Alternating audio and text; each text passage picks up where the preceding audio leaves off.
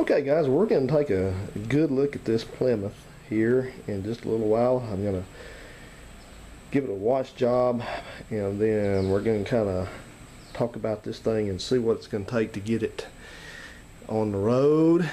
And we're mainly can be concerned with mechanical things and maybe a little bit of cosmetics, just because I like doing that. But someone had asked, or they didn't ask, but they mentioned that they hoped I would not do anything to the paint on this car.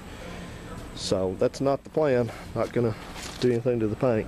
So it's gonna stay like this. So anyway, got this thing pushed around, and tune in at the end of this video for a short clip of my whining and complaining about the neighbors. I know I said I wasn't gonna do that, so yeah, I think from now on, if I have anything like that, I'm gonna put it at the very, very back of a video, and therefore, if you don't want to watch that, you don't have to. So anyway, I had to pull this thing up the driveway because even though I have the strength of 10 men, I didn't have enough to push it up the driveway and wasn't even going to try it. So what's on the other end of this rope? It's a rope that turns into a chain, but let's go see.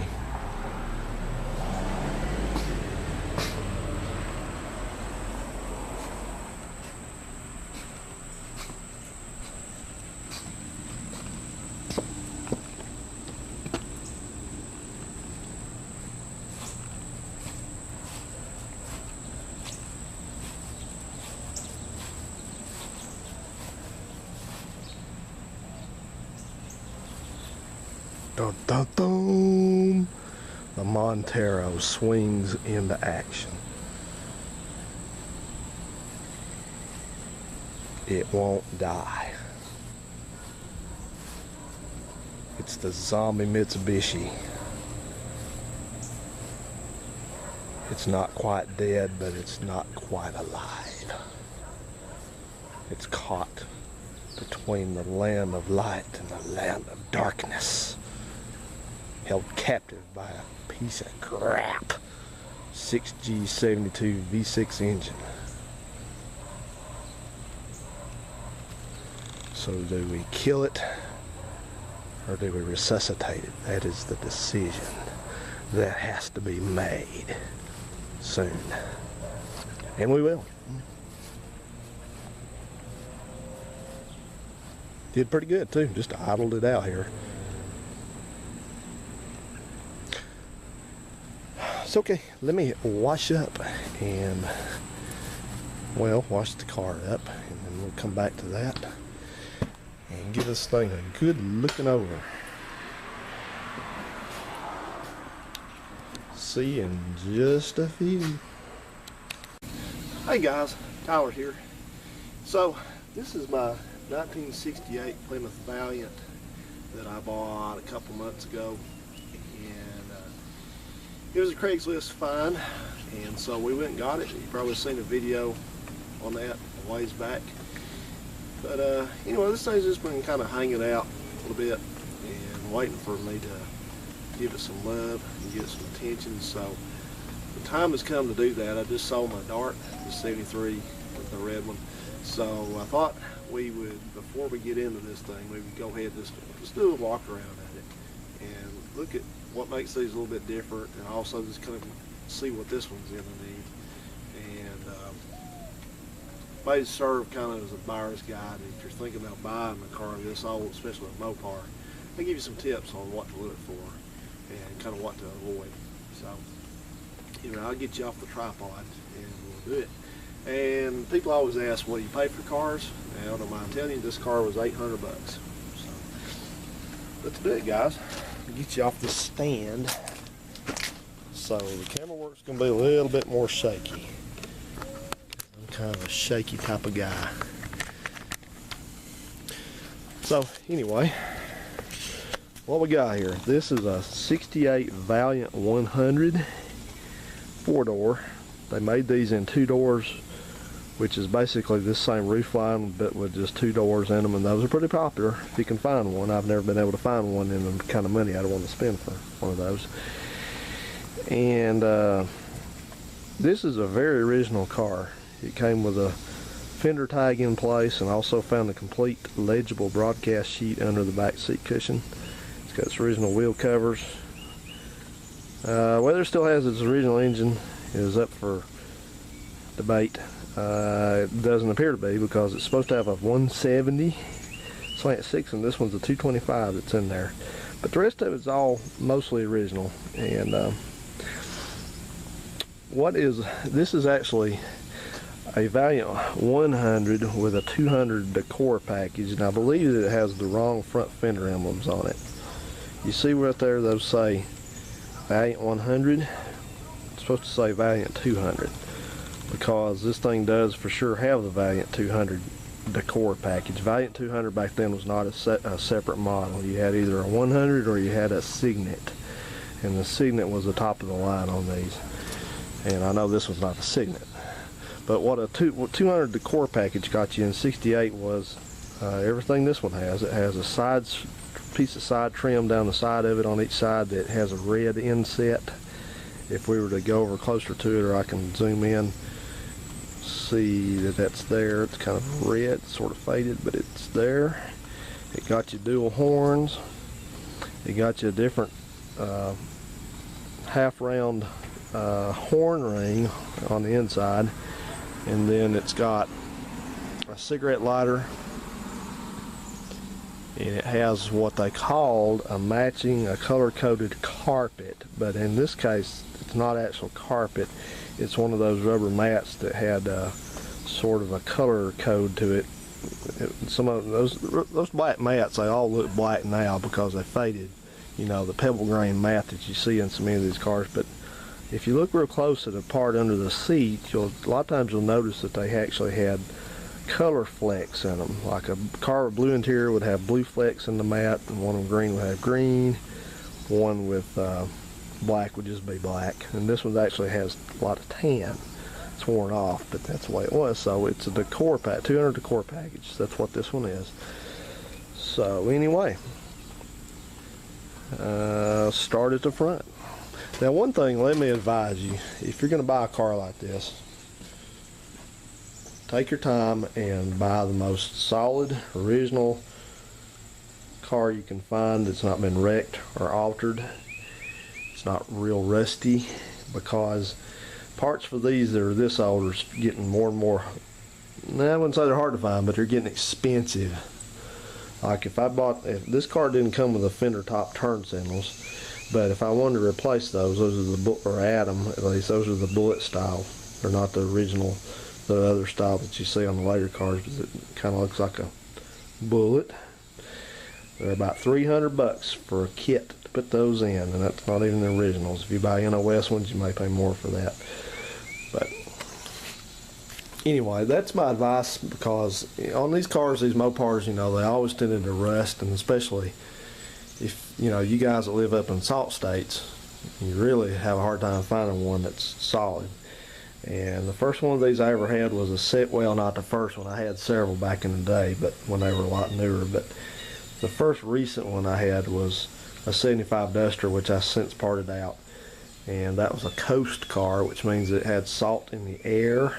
It was down near New Orleans, and it rusted from the top down. So I learned a lesson from that car. I got a lot of good parts out of it. I didn't want to part it out, but it was just rusty, and every seam was rusted or rusted through. The floor was rusted.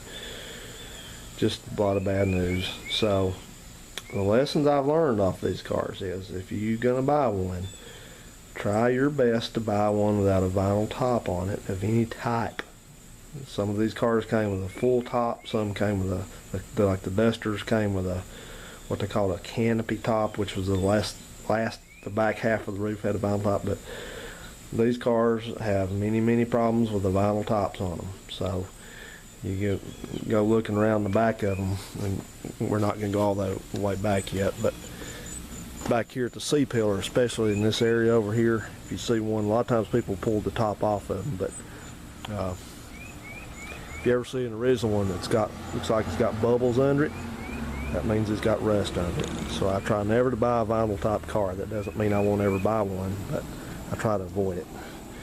And the green Valiant that you can find on this channel back a ways that my friend is driving now. A lot just like this one, but that car is a northern car and it's got all kinds of rust in it, all kinds of Bondo.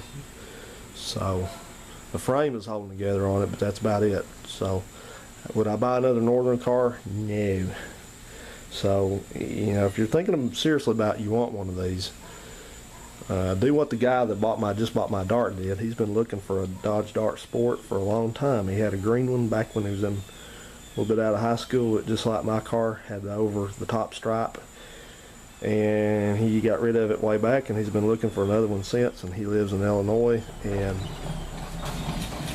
he bought a nice solid southwestern car. So that's my advice on this. You know, don't fall in love with one of these and say you're going to fix it, because, you know, especially if it's got bad problems, because rust repair takes a lot of specialized equipment to do properly that I don't even have yet myself. So, you know, if you buy a rusty car and you say, oh, I'm just going to strip it down, I'm going to just patch that rust up and paint it, and it's going to be on the way in about 6 months, because one or two things are going to happen. Either you'll get the thing apart and it'll take you a lot longer to actually fix it, and you will actually fix it, or you will get the thing apart and finally start listening to everybody that told you that you could find a lot stronger car somewhere else, and you list a pile of parts and a pile of rust on Craigslist and lose your ass on it. So anyway, that said, start with a strong car to begin with.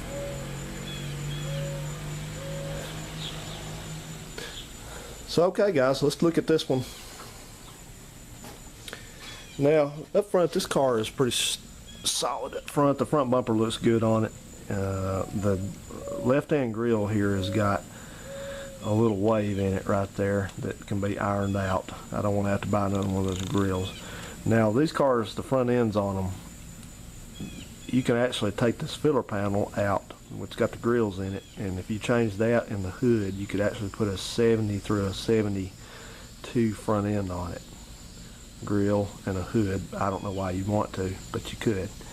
But 67 through 69 is roughly the same. They just changed maybe where the signals are exactly, and a little bit of the grills and things like that. So I think a 69 actually got rid of the split grill.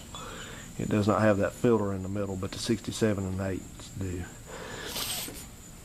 Of course, got its matching hood there. And this car's been repainted once. This is called Turbine Bronze, and it's been painted in the original shade of paint, but it's been many years, and this paint's kind of dull, and there's places where the primer's coming off on, or it's coming through on it, so that will need to be addressed at some point. It's still got its original 13-inch wheels on it, and we were talking about these wheels, what to do about them, because it's getting real hard to find any kind of 13-inch passenger car tires anymore, and they've gotten expensive for what they are. So I've made a decision, I've made an executive decision since I'm the executive here at this house, that I'm going to locate some 14-inch wheels, small bolt pattern wheels, and use those, because 14-inch tires are a little bit more common now. They're going the same way as the 13s. They're not always going to be available, but for now they are, and so that's the way we're going to go. And then I'm going to obtain a set of 68 14-inch hubcaps, which look good, and we'll use those, and we'll keep these. But that's what we're going to do. So thank you so much to the guys that found the links to the tires. I will keep that in mind. Now, you look at these side markers here. These are what's called, some people nickname these side marker lamps. They call them the fish eye or the whale eye. They've got them front, and they've also got them in the back. Now, 68 started to be a transitional year on these, because this is when they started implementing some federal regulations as far as like marker lights, side markers, and seat belts. So there were different dates that things had to be in place. They had to start using marker lights. I think I think the beginning of the 68 model year, they had to have marker lights front and rear. This car is built in September of 67, so it has them, but the seat belts were not until January of 68, so this car did not get front seat belts mandatory. Let me say that again. I kind of said that wrong.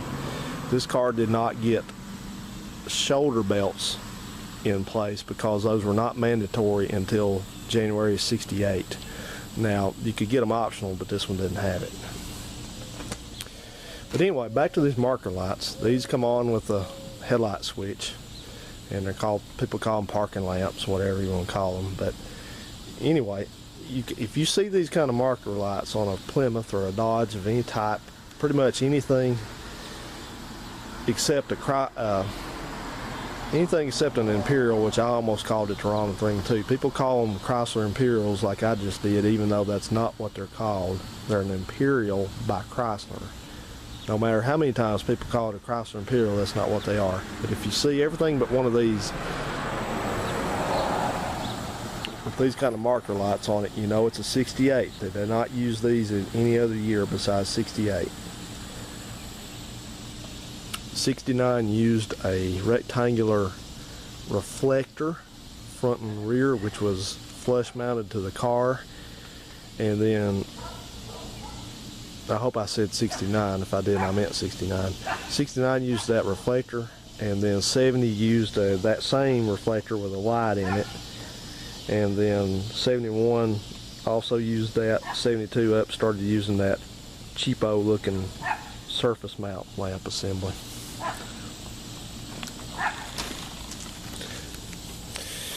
The wipers work on this car. They've got the correct arms on them, but the blades themselves are not correct. It's supposed to have satin finish refillable wiper blades, which have long since disappeared on this one, like a lot of them.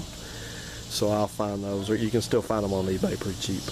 Windshield on this car is not broken, and it's really just got like one little bullseye in it. But the problem with this one is that it's fogging up right along the edges, which that's pretty common. So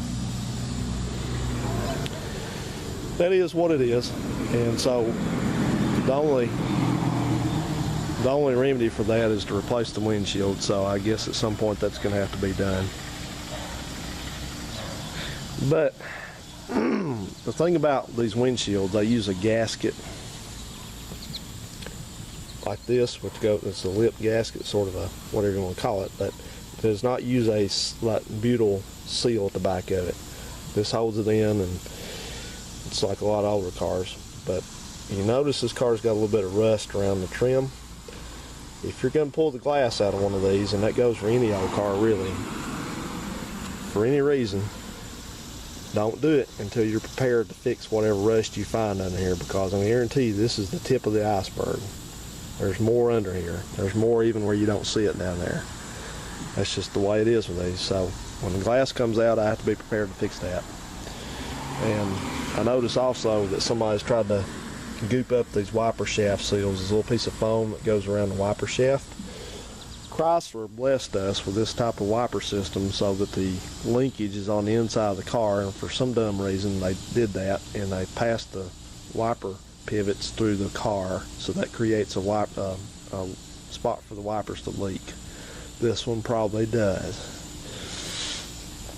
Now, you see we got a little bit of a mess right here. It's not bad, but somebody has decided to seal this up with sealer, this clear RTV, all the way up here. Normally this has seam sealer applied, and it's still there, but it's coming apart, I guess. And so they did the worst possible thing they could have done, and they sealed it with, there's some right there, they sealed it with seam sealer. Not seam sealer, but I was thinking of seam sealer. This crap. So this is all going to have to be chipped out, because you'd rather have no seam sealer than have seam sealer, because that will rust this thing to death up there.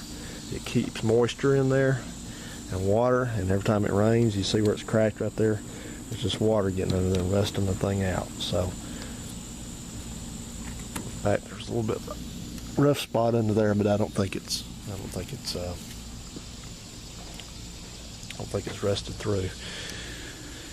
Never mind this tape right here. I bought a new gas cap for it because the old one was no good. It didn't have a seal on it, and so I'm kind of being cautious about that, trying to keep the rain from doing what it's probably not doing, leaking into the gas tank.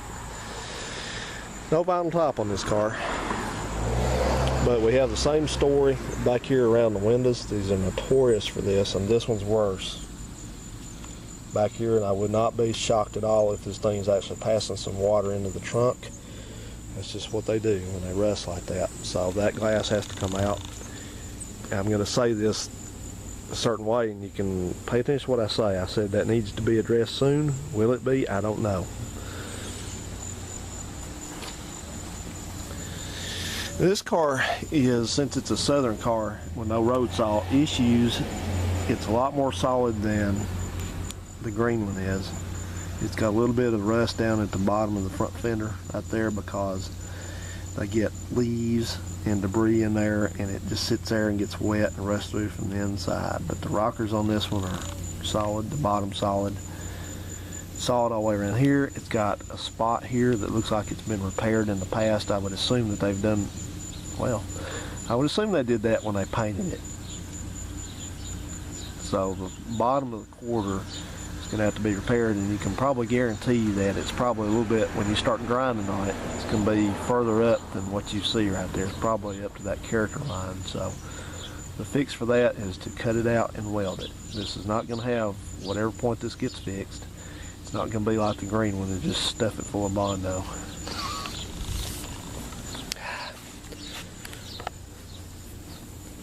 So this back of this car is similar to the later ones. In fact, I think those taillights will interchange. And those things, again, they changed them around a little bit through. They went from like a kind of a solid red right here, and then the reverse down here, and then they changed it to this, and they might have went back to a solid red with no chrome in the middle of it. Don't know exactly. I don't remember on the later Valiants. This bumper is straight, but the chrome is bleh on it. So I would not rule out putting another bumper on it if I can find a better one, fairly reasonable. Again, we've got the same. Now the vinyl top cars, because it's got the vinyl under the moldings, they are much worse about this. So you can find cars for sale, especially a 4-door and the Dusters don't really suffer it that bad, but a 4-door and the Scamp, like the 2-door Scamp or Swingers, you can find those with the sides over here just totally freaking gone. So let me restart this thing. It's going to go back at 20 minutes. It's going to restart itself anyway. As I was saying, tops can be gone on those. The metal under them can be gone, so that's something to watch out for. Now, this thing's got Bondo in the bottom. I can tell the way it's bubbling. This side has stayed together more than the other one did, but somebody fixed that the wrong way. It's got a set of old tires on it. These tires are about 30 years old. They're not even safe to push around the yard hard. I had one of them blow out nearly. But anyway, the right side is just generally a reflection of the left side. Kind of got over here against the garbage can, but that mirror right there is that. Some few of you have helpfully clued me in that that's off about a 65 or 6 or 7 Barracuda. So it is a right-hand mirror for a Mopar. Right, just didn't come on this car. And those handles right there, I thought that was interesting. Those have a black plastic button on them instead of the chrome ones on the later ones, but I think the handle itself is the same. And over there it's got the same Pentastar that a lot of them had through the years, and this ended about 1971 or 2. So if you have a 73, you're not going to have one of those. Let's look in the trunk. Now what's going to be kind of interesting, we get to see what kind of leaking we have going on with this car, because I just washed it. So you guys know that even the ignition key design changed on the older cars. It still goes in with the serrations up, but it doesn't look, not the same shape as the later ones. Get out of there, key.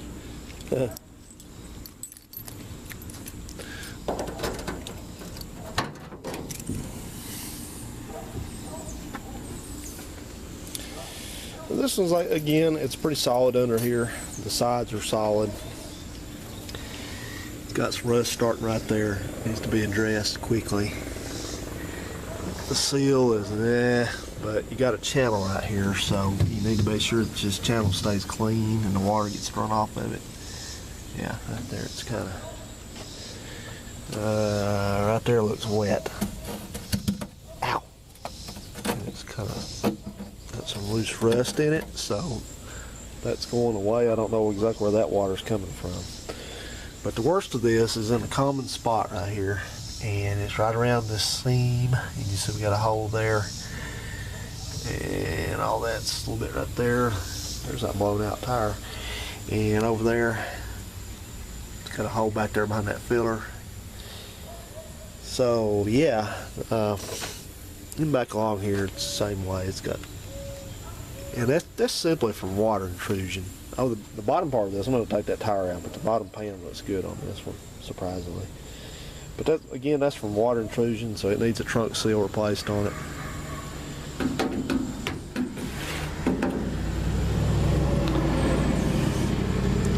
That was missing there.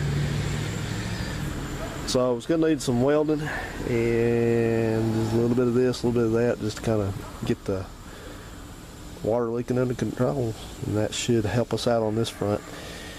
This has got this interesting early evaporative system.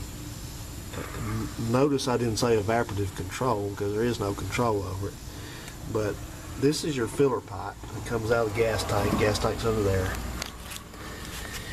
and it comes up, and this little line right there, you see it's got a little short piece of hose on it, and it loops around, and where that small line goes, it goes back through the seal under there.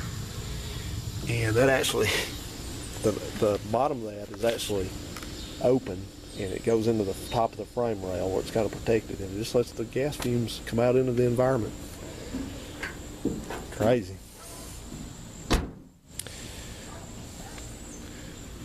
So let's take a look under the hood before we go inside the car. So yeah, not a whole lot to do, just a little bit. We got some metal work to do, but that's later. We're not really talking about that right now. We're just talking about what's going to need to get going. Hang on a second, let me put you down. Can't do this one-handed. We don't need to do it two-handed. There we go.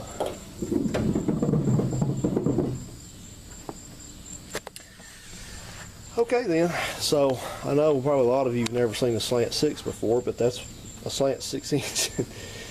And the engine bay on this one's clean. Just your basic slant 6 with a automatic transmissions, got non-power drum brakes like a lot of these had. It did have the original washer bottle, which I took off so I did not break it by leaning on it. And it's got a good solid battery tray. The wiring's pretty good on it. The battery cable is a little wet, but it's got a 2-speed wiper motor. You can tell whether these are 2-speed or 3-speed by the direction that the armature housing points. If it points straight out like that one, it's a 2-speed. If it points to the left towards the driver's side fender, it's a 3-speed. No air conditioning on this. Because you got to remember, and no power steering either, you got to remember these cars were definitely, this is what passed for an economy car back before the days of things like, you know, what would be an economy car today, like a Accent or something like that, or a Kia Rio, you know, a Corolla. You know, there were Corollas back then. They'd already started bringing those into this country, and Volkswagen Beetles, but they were not widespread. This is what, let me just say, this is basically the Chevy Cruze of its day.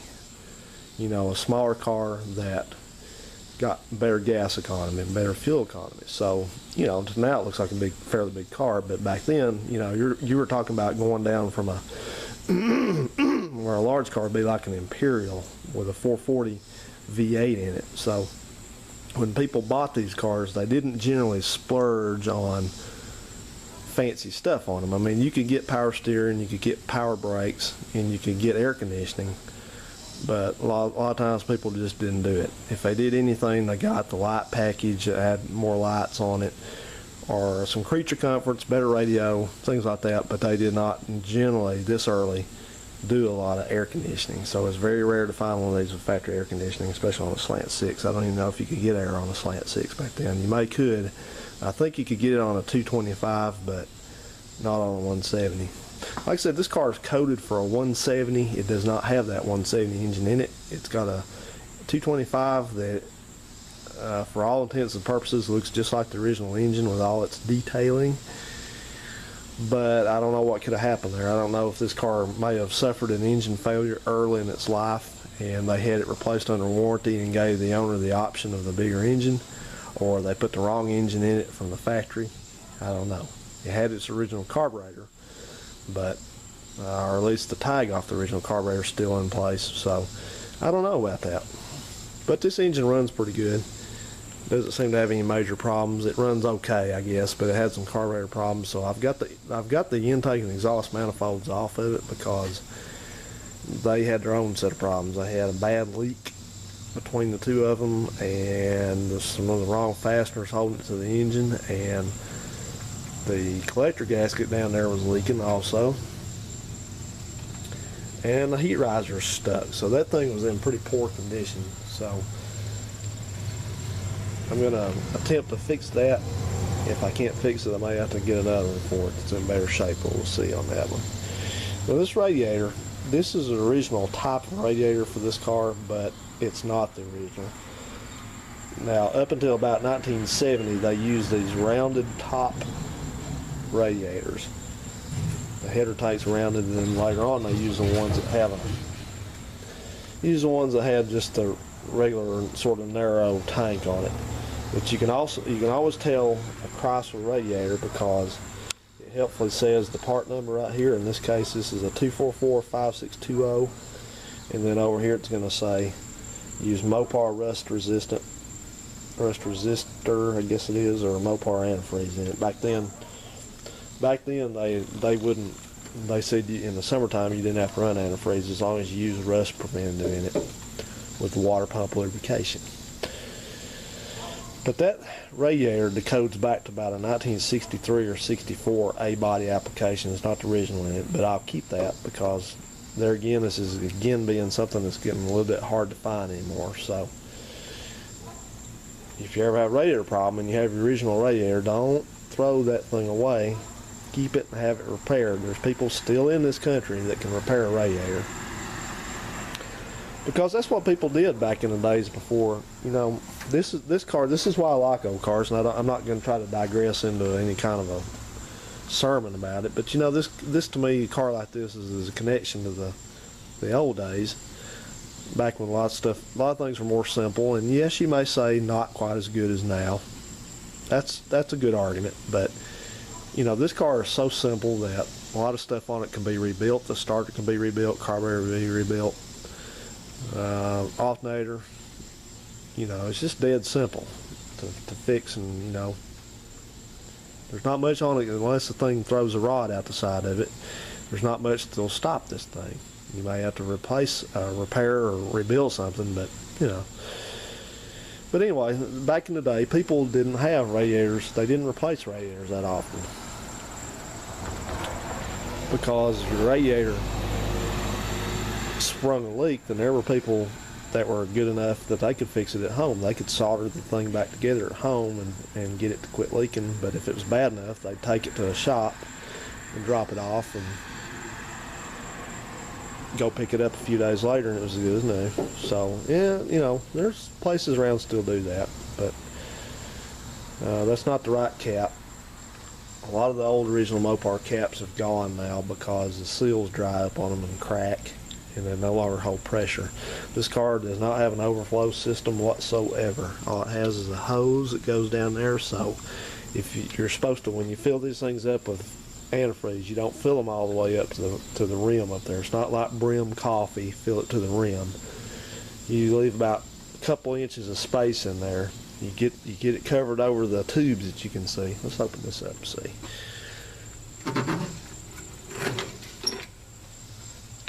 Now that one's low. See, you can see the tubes in it, but I think you can. Yeah, it's a little low. Normally you would keep it covered over the tubes, but because if you fill this thing up too far with antifreeze coolant, then when it gets hot, it tends to puke out the overflow. It's not a bad. I mean, that's nothing wrong. It's just the way they are, because coolant expands when it's hot. So they tend to do that, and you start losing some of your coolant. You just waste it. I mean, it'll get down to a point that it won't do that anymore. You know, once it self levels down to where it's not going to expand far enough to come out the cap, then it stops all that. But if you have one of these old cars like this and you keep on filling the damn radiator up all the way to the rim and it keeps puking and you think something's wrong with it, that's not. You're doing not to be smart, but you're doing it wrong. So regulate your level of coolant. Let's look at this thing on the inside. This is where this car has a lot of small things that can be improved upon. One thing is, the window had fallen down when I got it, and there's all it is a little nylon button in there that holds the regulator to the window, and it broke. So somebody tried to rig it and it didn't work. But it's missing the door panel, unfortunately. Remnants of tape and stuff, but it, the door's in good shape otherwise. The seals are old, but they're okay. The inside of this car is real similar to the later ones, but it's a little bit more, I don't know what you would say. I would say, not say luxurious, but it's just, they went to a little bit more effort on these early cars opposed to the newer ones, like the 72s on up, 71s on up. The cluster's quite similar. Stuff's a little bit different on it. This one's not in too bad a shape, but I'm going to take it out and repaint those needles and touch up the paint on it and stuff probably. But still got the wiper control there and the warning lights and speedo and all that like the later ones. But the difference in this one is the hazard switch it's called flasher, but this is for the 4-ways. It's over there, and I don't think that works. Either the flasher's bad or something's going on with that.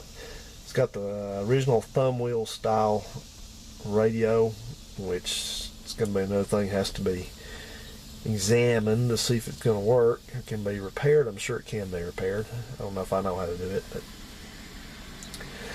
this one thing this car needs for sure, it's going to need some work done on the heater, because it has got multiple issues with the heating system in it. For one thing, I kept seeing when I was running it, I noticed it's been leaking antifreeze down in the floor over there. So the heater course busted on it. Somebody put some kind of, looks like something goes on your house plumbing, some sort of valve out there to cut the flow of coolant off to keep it from leaking, which the valve is now stuck, so it does not work anymore. So anyway, that has to be, I'll probably end up taking this heater box out. It comes out from under the dash, and it's not too hard to get. The only gotcha on this is that you got to remember that these things are fragile fiberglass now, and there's a little J-hook that goes in there that holds this thing up to the frame of the car. So when you get the bolts out of the firewall, don't go yanking on it till you get that thing freed up, and you'll bust the crap out of this box, and you'll be SOL. Hang on a second, let me grab my flashlight. Jesus, I thought I'd never see the day I'd spend $34 for a flashlight, but that day has come. This is one of these Maglite. This is one of these ML205 or something like that. But anyway, this thing is this thing is about 600 and something lumens. So you can see it's quite bright. I've been using those Harbor Freight flashlights, and I just can't see with them. So anyway, the heating system, we'll get the box out, and I'm going to get a kit to reseal, put new seals in the box, because you can split those boxes apart and then replace. They've got like foam seals in them and things like that, so those get old and brittle and they start leaking air, and your heater doesn't work as good. So I'll rebuild that heater box and then replace the cord, and then we'll put that back in. Another thing that's going on with the heater on this car, I noticed, is that you look down under here, You see, those are the two defroster outlets, and you notice, may not be hard or easy to see on the computer screen, but those are two different sizes. Now, what's interesting about that, those lead up to the dash up here, over there and over there.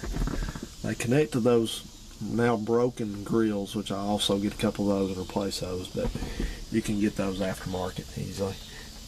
But the funny thing about those hoses is that the sizes, the outlets, as you notice, different sizes, but the inlets up here are the same, so you have to have a little reducer sort of deal on one of those. Why Mopar did that, I have no idea. I have no idea in the world why they would have done that.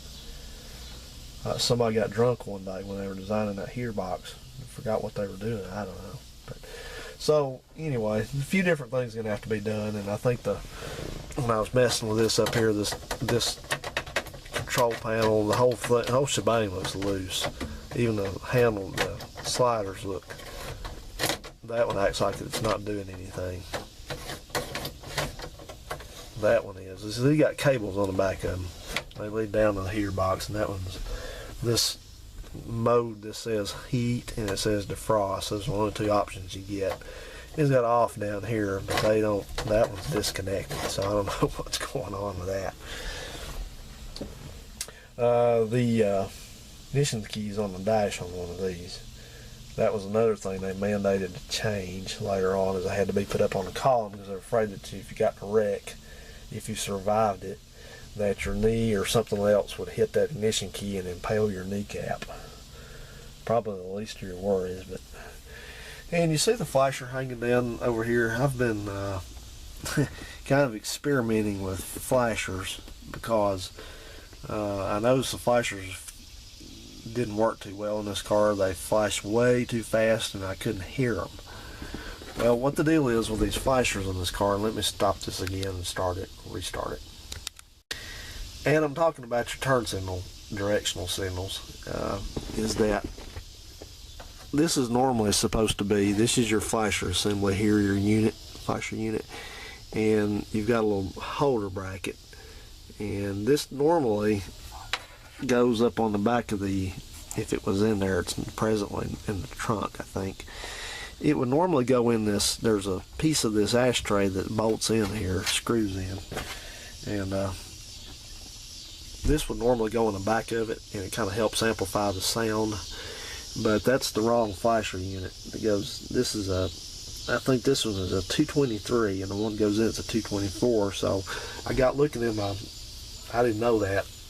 I didn't know what the number was that goes in it. So I had a whole box of flashers in there, and I was going through those things, and man, they flash too fast. Like ding, ding, ding, ding, ding, ding, ding. So I was like, hell. So I'm going to order the correct blue tongue saw 224 flasher unit that goes in it, and we'll get that resolved.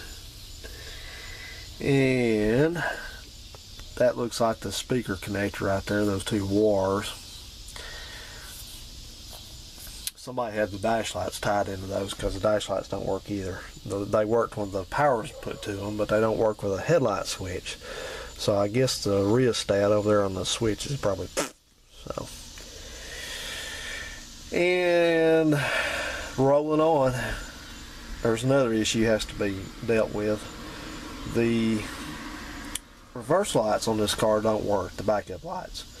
So I was looking around to try to diagnose that, and I thought I remembered on these that that does not run off the transmission like the later ones. The later ones have a 3-wire switch that screws into the transmission case, and when you move the shift lever up here, it closes the middle pin of that switch, I think it is, and turns your reverse lights on in reverse. Well, this one wasn't, that's not like that. That's just for the neutral safety switch, and this has got a separate switch for the backup lights. Well, the separate switch is supposed to be mounted on the column down here at the bottom. There's the plug for it right there, but that's where the switch goes. As you can see, there's no switch there anymore. Surprise, surprise. So anyway, something happened to the switch, I guess. And now I'm going to have to find the switch. And those aren't cheap because I didn't use them that long on these cars. Darn it.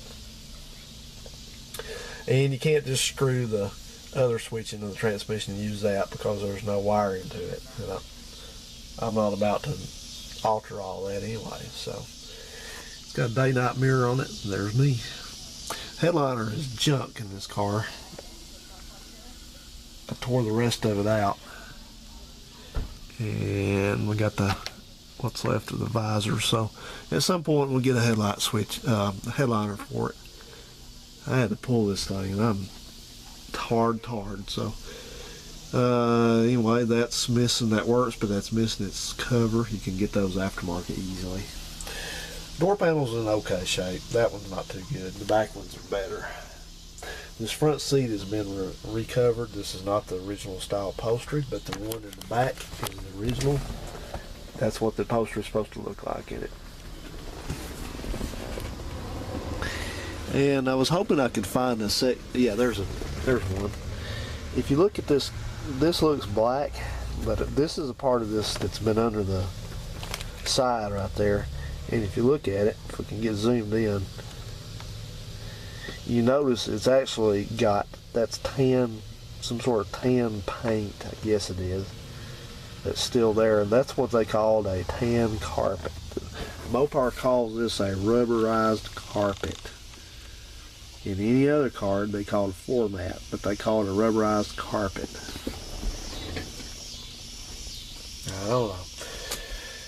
Anyway, past that, guys, I'm going to spruce the interior up. I might get a dash cap for this. What a cap is, this is just simply they make a plastic cap that slides over this. It's basically it's the same shape as the dash pad, but it's thin and it just slides over this thing. You can secure it with like Velcro, and then you can paint it to match, and it covers up the cracks in the dash because these days, all these years later, you cannot find an original dash for one of these that's not cracked like this.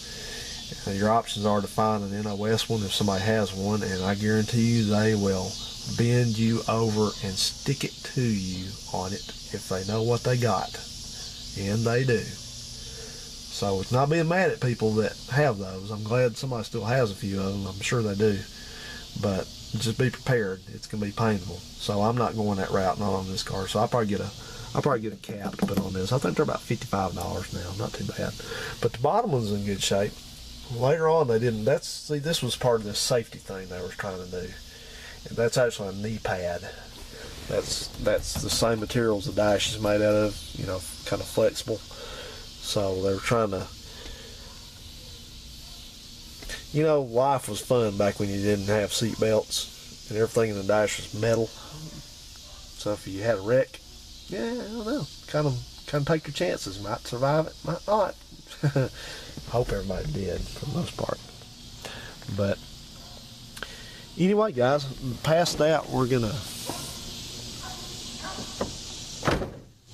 Oh boy, I went the window down. I forgot about that.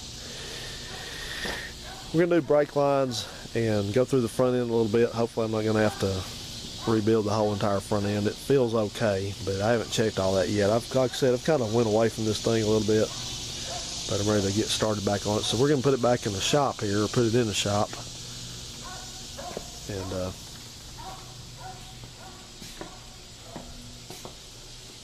have a good place to work on it. So there you go. Hope you've enjoyed this little tour around this old car. And there again, as I said, I hope this may serve to help those of you who are considering an old car like this. People, when I've been on forums, I've kind of deterred people from buying a turd of a car. You know, these people, the rationalizers have always got on to me in those cases. They say you just down everybody about that stuff. You're just too critical about it. You know, I'm not being critical. I'm just trying to save you from a mistake, because I've made those mistakes. I've bought cars that shouldn't be bought. I've worked on cars that shouldn't even been worked on. And you will, like I said, trust me, you will be much happier if you buy a solid car to start out with. And you know, the thing about it too is you need to understand something important when you're dealing with an old car like this, or a truck.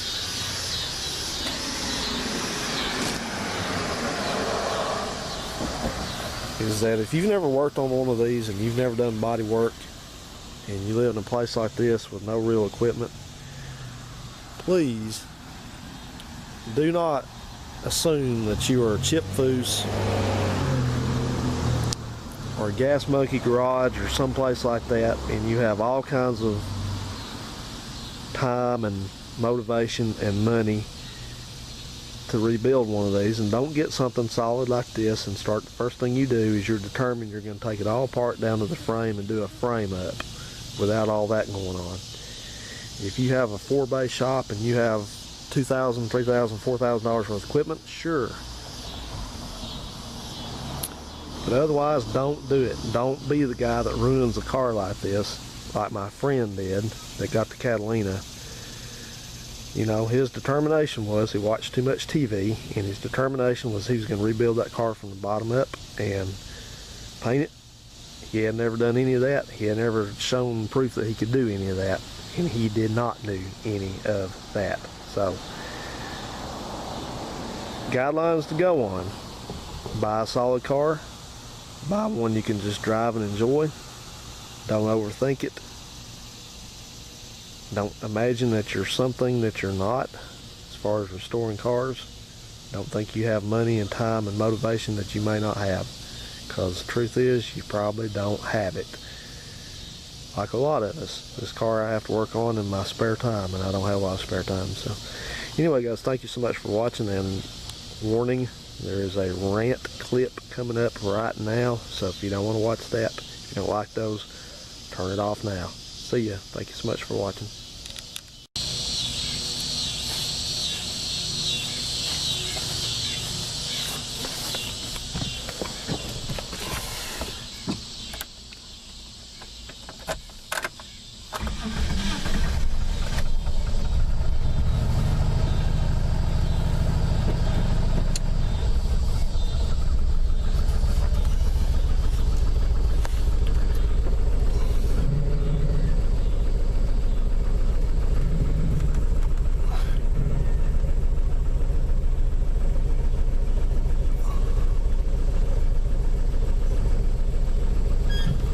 This is how we do it when we don't have no help.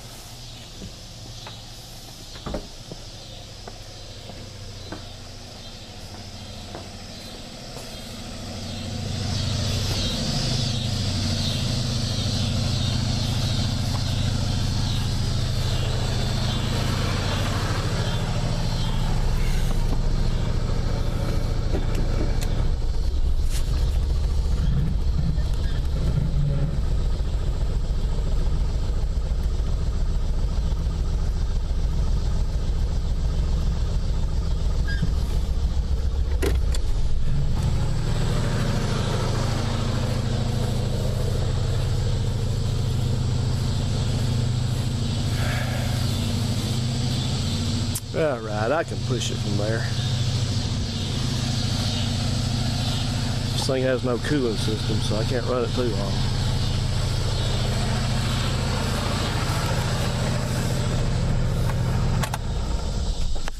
That bad noise is the water pump.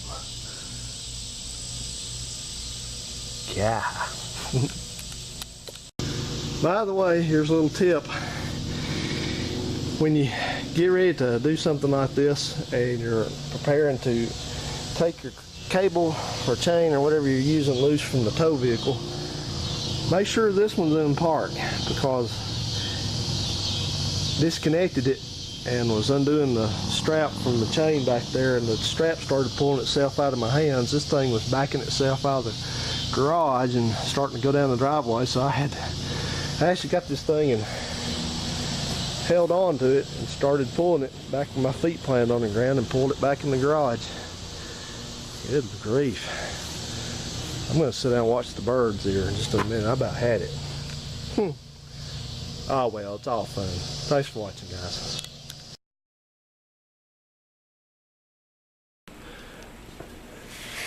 Check this shit out. I've pushed that Valiant all the way around this yard from back here in the back because I want to get in the garage so it won't get rained on and I can start doing my work on it. And that old biddy across the street, she's been out there spraying weed killer on that bare ass damn yard over there that won't grow.